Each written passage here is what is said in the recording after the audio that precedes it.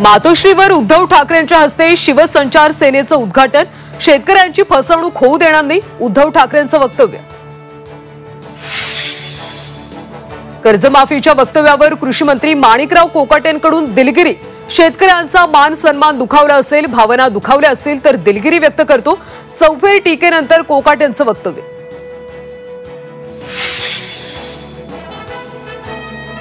अजित पवारांच्या जवळचा असला तरी बंदोबस्त करा। बारामतीतल्या मारहाणीच्या घटनेवरून पोलिसांना आदेश, कायदा हातात घेणाऱ्यांनाही दम भरला।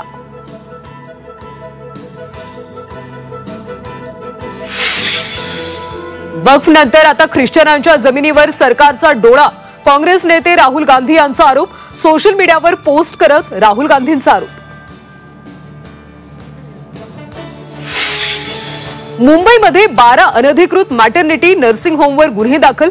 गोवंडी कांदिवलीमध्ये बेकायदा रुग्णालयांचा बाजार। हायकोर्टात राज्य सरकारचं प्रतिज्ञापत्र सादर। पिंपळगाव कोलते ग्रामपंचायत विकणे आहे। गावकऱ्यांनी लावलं गावात ठिकठिकाणी पोस्टर। भ्रष्टाचार होत असल्याचा गावकऱ्यांचा आरोप।